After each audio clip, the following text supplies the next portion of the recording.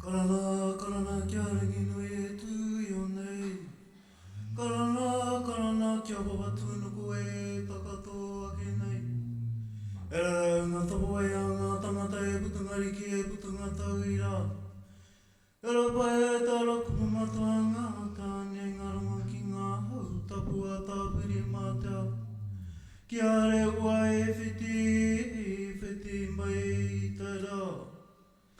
E te tangi o tōtu, tangi moke moke, tangi manawa aru ka tauri. Tangi ai o ane pū te hue, pū te ai o kai runa, kai raro, kai waho, kai roto i a tātou katoa. Wara whiti mai te rā hui e taiki. Kia ora. Just want to say thank you all. Tuatahi ki ngā pou, whakahaere o tēnei, ko Matua Al, raua ko Whae Ruby, nā mihi kia kōrua, me te whānau o Pyramid Club, raua me ngā whānau, me te whānau o te whare nei, tēnei te mihi. Welcome to the first ever Pūoro Festival in the entire world. So I just want to give a big hand to Uncle Al and Whae Ruby for setting it up.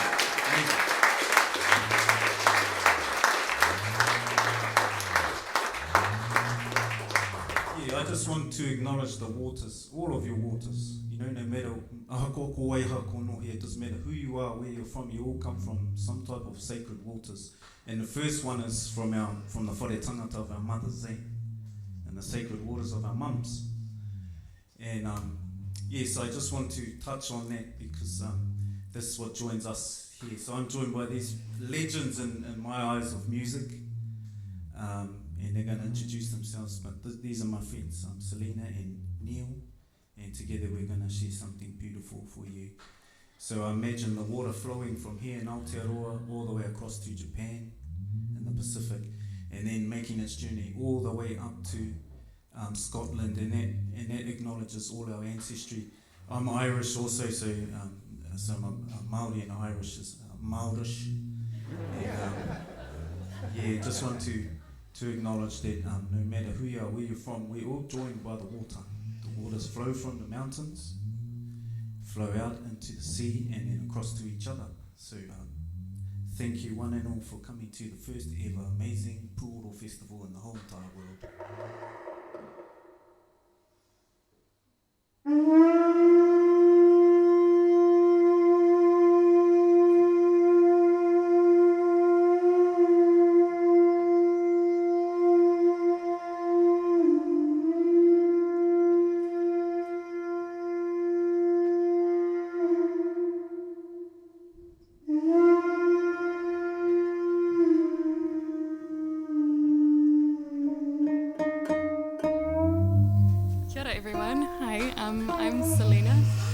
Excited to be making music with Jerome and Neil tonight. I thought I'd tell you a little bit about this instrument, as you might not be familiar with it. This is a koto, which is a traditional Japanese harp, I suppose, or zither. Its history goes back a really long way. Its ancestors are from China, actually, the guchong, which has an even longer history. And the koto has been in Japan for over 1,300 years. It's made of kiri, or paulownia wood, which is native to Japan. It's almost 2 meters long, and it has 13 strings with movable bridges. So I can change the tuning. I can also change the pitch of the note by pressing on this side. Probably my favorite thing about this instrument is that all of the parts of it are named after parts of the dragon. So, oroTu in Japanese. Yeah, I hope you enjoy hearing this instrument along with Tonga Pūoro and with Neil. Kia ora. My name is Neil. It's really nice to be here. I wish that my setup was as incredibly magic as that. Mine is made of various metals and plastic, and my role tonight I think is easiest explained as I'm using these bits of tech to first of all listen, to record what Jerome and Selena naturally come up with. They're fantastic improvisers, and a lot of my job is kind of spent just trying to hear moments when people are improvising. So first of all I'm listening, recording, then I'm trying to give something back, and then hopefully we'll end up conversating.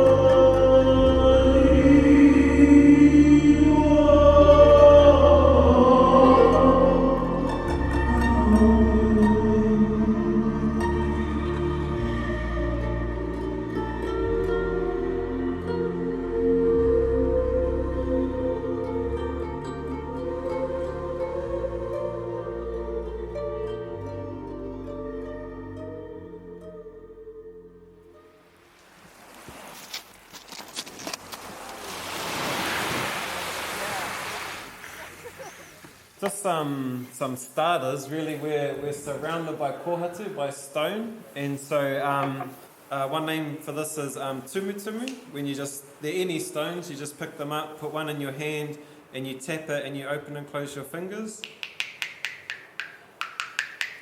to change the pitches and tones. And so this one I've got has a bit of an arc in it, and that just alters the sound a bit too, compared to having a flat one. So it makes a bit more of a resonance. So that's tumu. This is a Pūoro Tū, which is just anything with two holes in the centre with some string. Wind it up and pull it, and it makes you'll get the sound.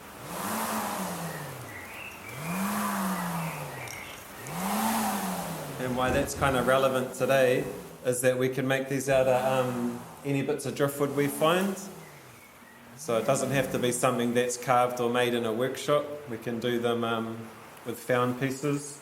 With this, it's not about being symmetrical and perfectly balanced, but how to get it spinning well is to, before putting the holes in, is to find its balance, and you can do that just by on your finger or on a stone or something. So it could be a really, really odd shaped piece, but finding its balance and putting the holes there is what will get it spinning.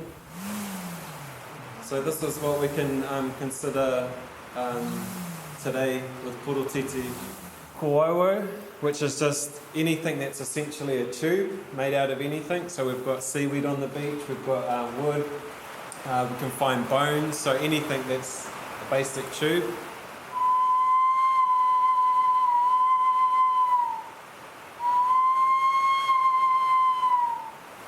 And what they've gone to find is a pākuru, which is something that you place on your cheek, and your mouth is the resonator, and you tap it.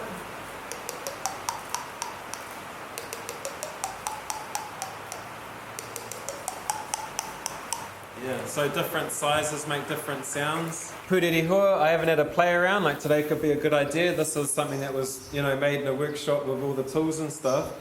But you could consider putting a hole in a piece of driftwood and putting some string in it today and giving it a spin and see what happens. Some bone as well. This is tōroa bone, and it's quite common to find bone that's been washed up. Tōroa is the albatross. And so besides these three, all of this tōroa was found on the south coast. Lyle Bay, there was one washed up that I was fortunate to get, and Moa Point. And so this is a good indication of what happened. That's a snap in the wing bone. So it would have been damaged in a storm and then, or passed away in a storm and then washed up. Yeah, shells also another thing to look out for out there. So you can just play them, just pick them up and play them out. You don't need to modify them in any way. If anyone finds a little power shell that can fit in the palm of your hand, you can just get a rock and just tap a hole into it, about the size of your fingernail, and then you can play over the hole as well.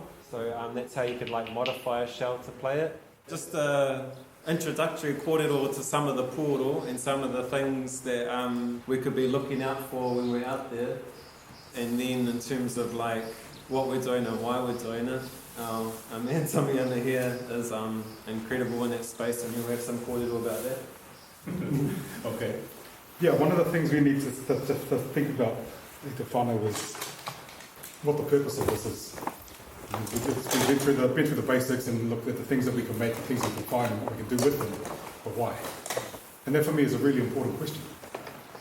Especially in this type of space where we're heading out into the pūtaiao, into our environment, where, for me, this is where it all matters. Reconnecting with our environment, reconnecting with our wairua is really important in terms of mahi pūoro. And the reason for that is because the oro is yours and it comes out through your breath, and the things that we make are what transfers your Māori into an oro that others can hear. So that's really important for us to think about what we're doing. While we don't have to have an answer, I think it's just important that you ask the question. And I think this type of place is perfect for it. You get out there and when it's easy, when the sun's out and it's shining and you're out having fun, anyone can do that. But if we're searching, going on a journey, and when it's not so easy, that's when it's awesome. The title of this type of one is finding sound. But what we're doing is we're searching for oro. And I think that's a journey that everybody who loves Taonga Pūoro, that's the journey they're on, is to search for oro.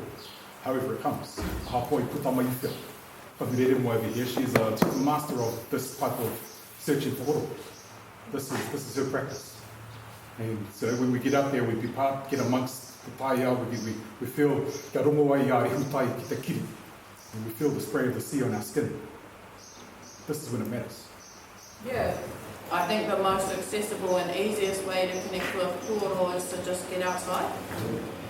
Because when you're looking, you also pick up rubbish, because that's the best way to be honed in to look for bones. As if you're kind of doing something for te taiao in return. And I find the meanest bones around here in Ōwhiro Bay. And we've got a huge collection now as a whānau, and I think also when you're outside, all of the things, all of the oro that will inspire what you make is happening around you, so it all makes sense. Be a scavenger.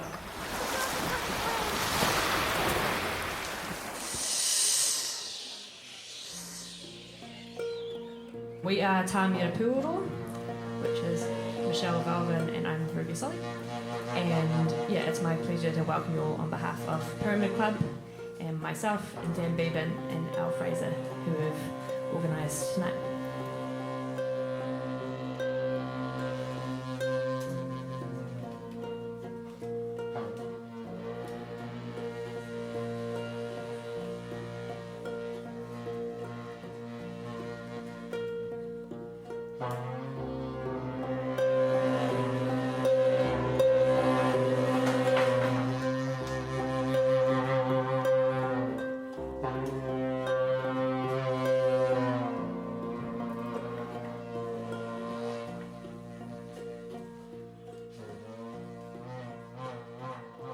It's been a really enjoyable experience playing with Michelle, and I think as well we've both kind of learnt a lot about our own musicality and how to work in with each other and make sure that both of us have the best kind of things we can get from the musical relationship and from having music from both those cultures.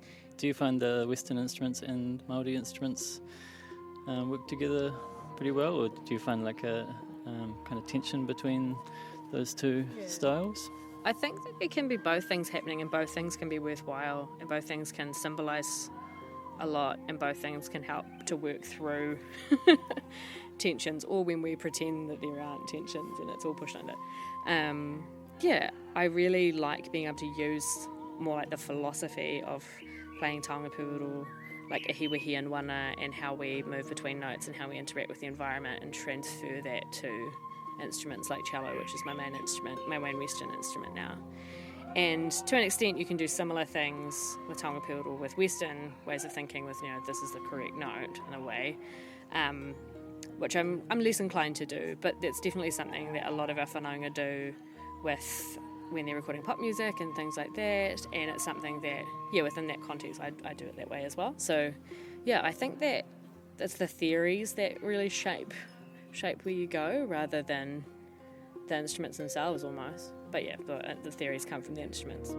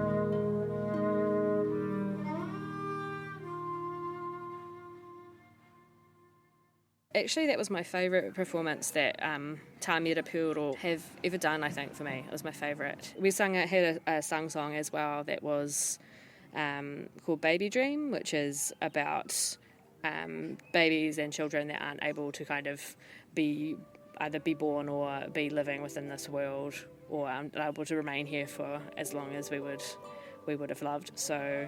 And that was really special too, and I wouldn't usually do a song like that with Pūoro in a gig environment because it just doesn't feel appropriate or that people might see it as an opportunity to start talking about you rather than talking with you in a way. And I think it was so beautiful. We had lots of lovely kōrero from women coming up and from everyone coming up actually.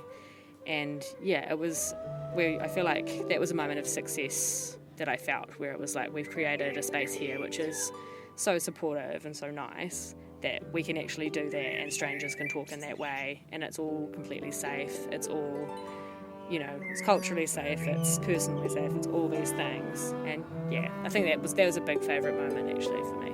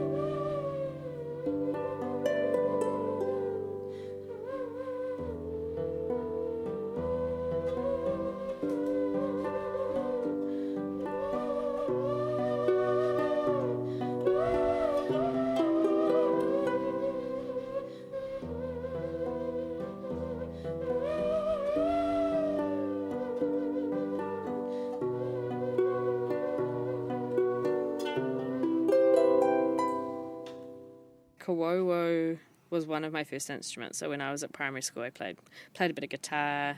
I can play a lot of songs by ear and stuff, and that was always kind of how I was taught and what I did.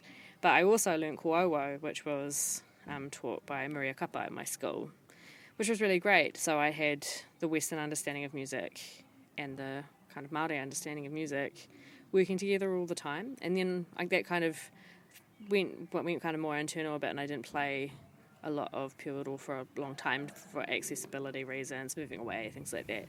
And then started again when I was at uni, and I was actually playing in a band with Al, but he was playing guitar and I was playing cello. And then I said, look, I'd love to start doing that again. Can you give me a hand? And then yeah, kind of met everybody through that. And that was probably 7 years ago now. Did you know everyone before you arranged this festival, or have you kind of found people? I knew everybody but one, who Al brought in, and that was Kieran, who did an amazing set last night with a video work that he made with some video he actually shot in Wellington when he's been staying at my house. So he was like, you come up and play Pukaya when the tino flag's on the screen. And then I'm like, that's my tino flag outside my house in the moonlight yesterday.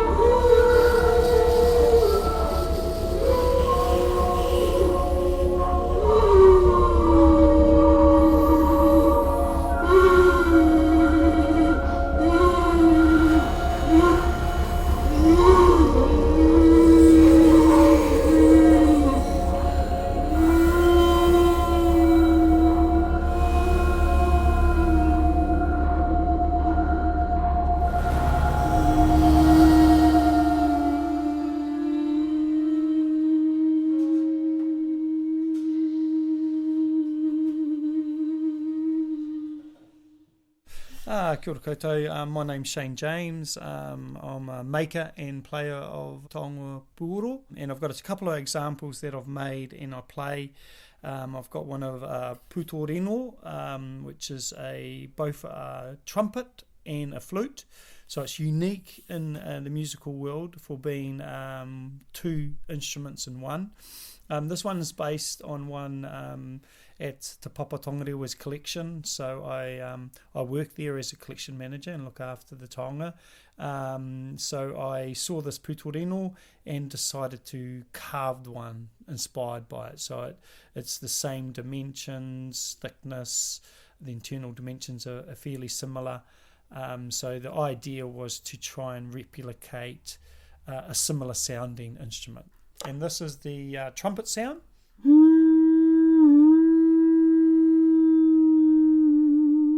It's actually got three sounds, and then this is a fluting sound when you blow from the top.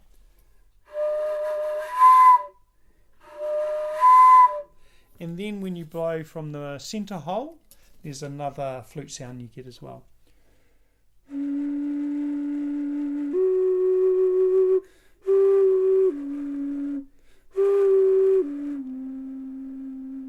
And then I have another one here, which is a pahu. A pahu is a drum, a traditional Māori drum, which is just a piece of wood. It will have a slit in it to help with sound quality. And this one is also based on one in Te Papa. When I was in Te Papa, I found a box with something in it, and we never knew, it didn't have what it was. So I looked at it with interest, and I actually saw some strike marks on the top of it, which gave me a clue that it was actually struck for some reason. And then with later investigation and then making one, realised it was a pahu. So that was quite a significant moment for me to discover a taonga that we had lost the actual original purpose of it. So now the rather than having no description, it's got a description as with a lot of things, because we discover it, we don't know 100%, but saying possibly a pahu, a Māori drum. And this is just being tapped with the Pūoro Tū. You could use any stick, but I'm just using this because that's all I've got. So.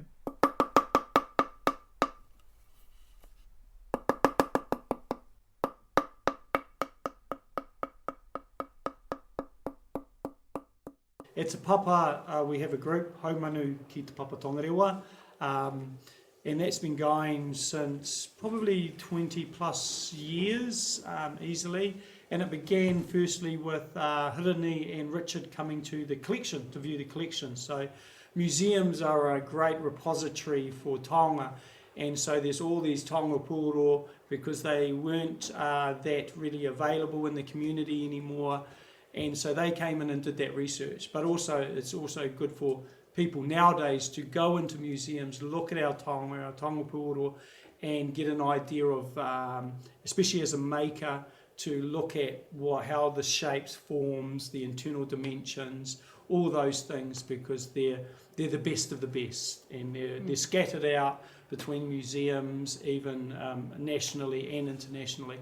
But what was interesting when we formed this group, and it started with that initial visit, and then Tamaho Temara, Dion Painter, Tom Ward, Norm Hickey, and Awhina Tamarapa were those first ones. That with this initial visit, it sort of enlivened the taonga, and it made them interested in what they were, because in a lot of museums, they didn't know what they were anymore. So they had these artists coming in, Hirini and Richard, looking at them and saying, wow, wouldn't it be amazing to hear these music instruments again? So they formed a group. We used it in our pōwhiri, our welcoming people to the museum, our opening and closing events before we did karakia. So it has really evolved over time, and the people that have been part of it have evolved as well. Which is really important with a community when you're starting it, that you have this ability to disseminate knowledge, but also have other people take it on and then spread it out further as well, and to more people. At one point it got up to 25 people in the group, and that goes from really beginners to people that were more proficient players. But there've been a real mix. It's been international, it's been New Zealanders, it's been Pākehā, it's been everything. And to be honest, what I found really interesting was that people from overseas were more willing to learn Taonga Pūoro. It seemed like, to me, my own personal idea was that Pākehā were a little bit hesitant. It was like, we're not sure, are we allowed to do this? But being from overseas, they didn't come with that baggage. So they adopted and were really keen. But you're seeing more and more Pākehā being more comfortable playing Taonga Pūoro, making, etc., etc. So, which I think is great, because it's music, it's sound, it's the inheritance of all humankind. Yeah, and there's so much of the culture within the instruments, and there's the idea too that the music that we make is a real Māori within itself, like it's a way of understanding a culture. Do you feel that a bit of that fear has been removed that you were talking about before, that some people kind of had coming in? Yes, I think some people were a little bit unsure about the revival, and because we didn't know the traditions, we didn't know the particular context and how we would use them. That's a great loss, that we don't know how they were used always in the past. But my personal belief is that enables us to create new traditions. So that's what we're doing, in contemporary times, creating new traditions. Yeah. From the old. From the old, exactly. Mahina, I've heard you talk before about some whakaaro around kind of those kōrero from our tūpuna, and those kind of thoughts that come through from that cellular memory type space. Would you mind talking a bit about that in terms of revival and finding new traditions? Cellular memory, I've noticed, was coming through a lot of especially our kaumātua. They would remember some of the sounds of the porotiti or the pūmotomoto. The kōwauau especially was just something that they resonated with, and a lot of people would close their eyes and drift off, and the various instruments was fascinating. I remember going to a tangi one time and flying the pūrere, and just how that changed the whole mood of the tangi. Because the whānau weren't very happy, and they had some raru, and it was like flying a pūrere through soup. That's what it felt in terms of the energy.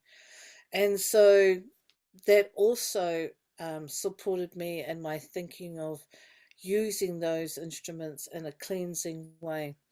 And so that's a big part of what I like to do as well, is go into a space and clean it with the pūrere. So all of those things that were coming back, or like a mātauranga from our tūpuna that would come down about playing a particular instrument like a pūmotomoto. It was like, this is not quite right, and wasn't sitting with me. I was trying to play it like all you other guys, and it wasn't working for me as well as I'd like it to. It would just be really hard to get it, no matter how much I practiced. And then I started singing through it. It was this mātauranga, sing. And, all of that sort of stuff is cellular memory stuff. And so what happened is that I've started singing through that taonga now, and it's just so much better and so much, more in depth. And it's just opened up so much more for other people as well. Babies like it, of course, especially when you sing an ori or a little lullaby through there. So there's so much that is unraveling.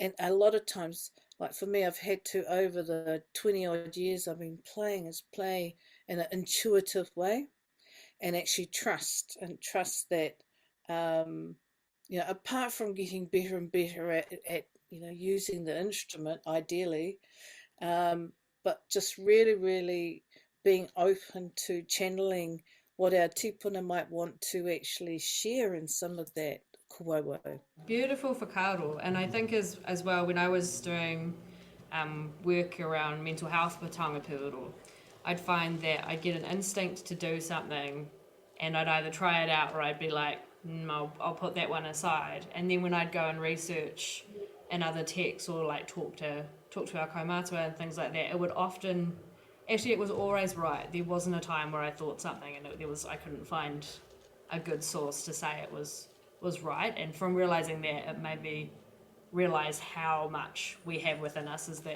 as part of that knowledge.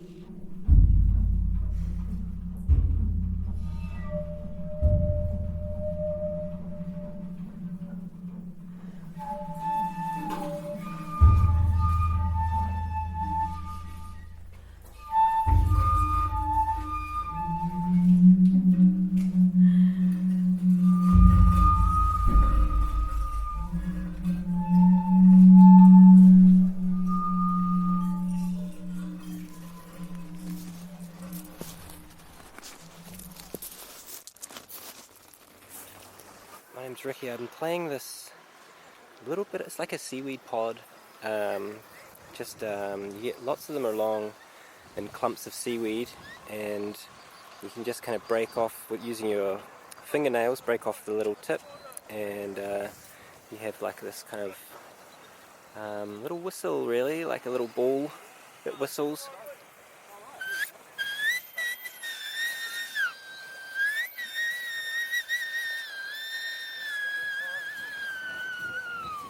And this one's quite wet, so it's quite spongy, but and that sometimes makes it a little bit harder to play, but yeah, they dry out nicely. So I'm playing it like I would a cross-blown flute, really, slightly to one sort of side, on an angle, I guess. So e tahi hake waho, e tahi hake roto. So some of my breath goes off the outer edge, and some of it goes into the little seaweed ball.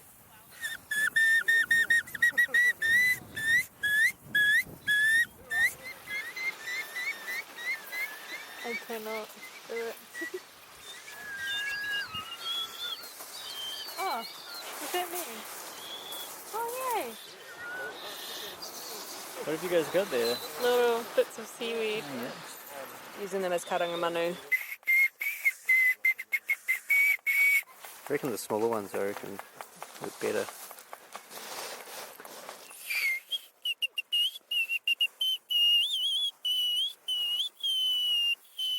It seems like short jabs are better with these ones.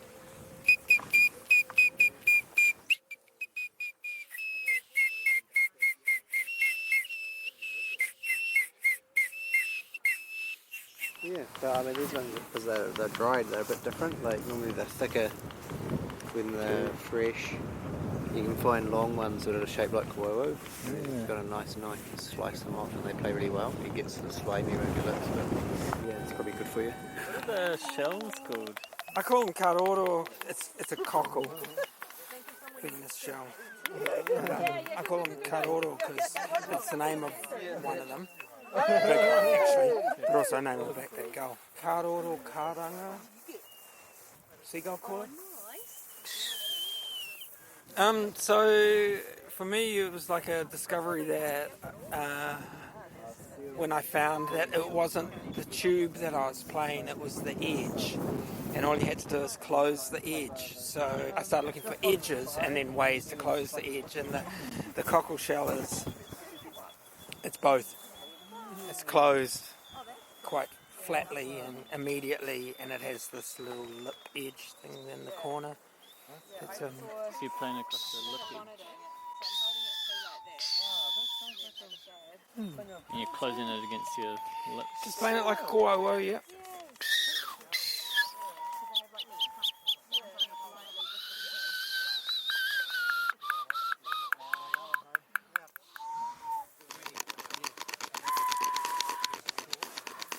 Just got a tōroa wing bone, and I'm just rubbing the wing bone with a sharp stone at the knuckle end, and I'm just doing a rub cut to remove the knuckle on both ends, and then that will turn it into a ko'owo tōroa.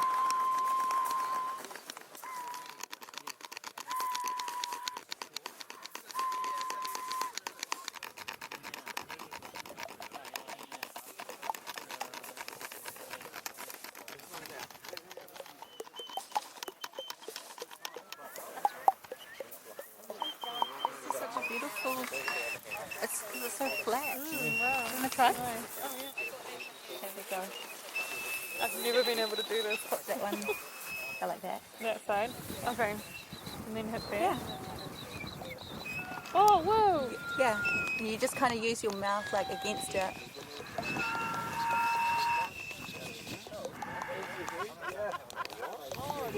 That's so cool. Yay, thank you. That's awesome. Love parkour.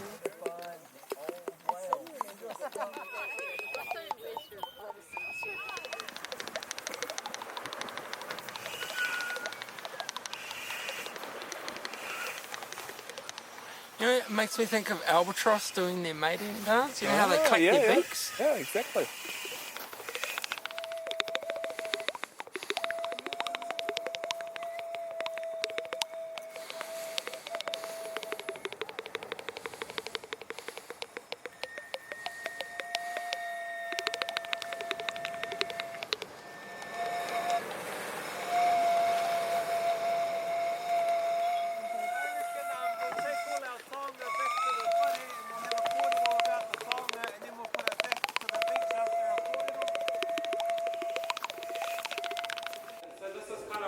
I don't know if everyone saw it.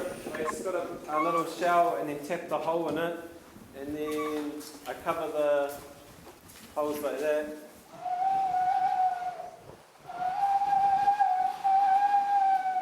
Yeah, so just playing over that.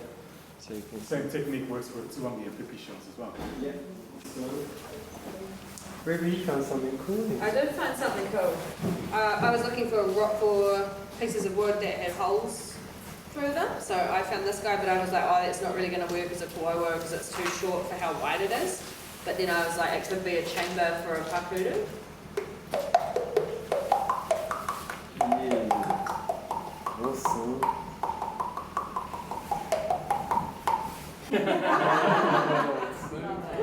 Yeah, but yeah, it's quite cool. It gives it it's kind of like a base pakuru, like pakuru pomuru. Yeah. And Peter, you found some bark oil. Oh, my bad. Yeah, so it was a nice little koala. Yeah, some rako that had a hole all the way through it. It's just plain like a perfect koala, yeah. It's so rare that you find something so perfect like that. Yeah, man. What's that? Yeah. It was working quite well when it was wet, but just like between your thumbs, like a leaf or something.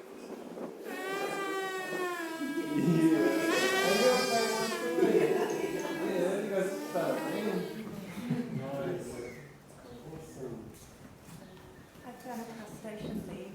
Oh. You were just showing me how to do like the side thing. Oh, good. But there's the... Oh.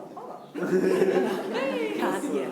Yeah. I had a conversation with Tawhiti. That's what I love about being out in the paiao, eh? You can just stand there and just be at peace and feel the wind on your face and your skin. That was the Taonga for me today.